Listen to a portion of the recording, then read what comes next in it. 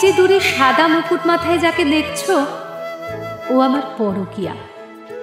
ওর ঢালে নুড়ি পাথর দিয়ে বানানো ছোট্ট একটা ঘর ছিল আমার, ছোট্ট মতন। আমি একাই থাকতাম। মাঝে মাঝে এই সাদা কালো মেঘগুলো খেলতে আসতো আমার সাথে। আমার পা, ঠোঁট, গাল সব ছুঁয়ে ছুঁয়ে পালিয়ে যেত, হঠাৎ আবার লুকিয়ে যেত ওপাশের ঢালটায়।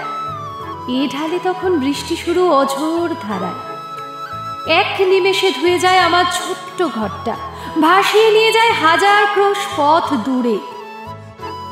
হাতের মুঠোয় তখন মুকুট থেকে ছিটকে আসা এক টুকরো বরফ কুচি, যা দিয়ে সহজেই চিনে নিতে পারবে আমায়। আমার পরকীয়ার বুকে এভাবেই নিখোঁজ হই বারবার আমি। তার বাহুতে তখন এক বিলুপ্ত নগরী। আমি কিন্তু আবারও হাঁটি একটু একটু করে, একটা করে নুড়ি পাথর কুড়িয়ে নিয়ে তোমার বাঁ দিকের বাহুতে আর একটা ছোট্ট ঘর বানাবো।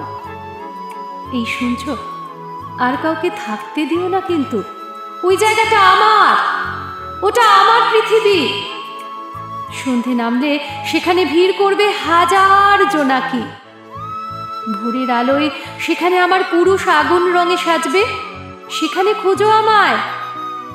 আমার নহন্যতে, আমার সেই পরকীয়ার বুকে কান পেতে শুনো আমি বলছি ভালোবাসি।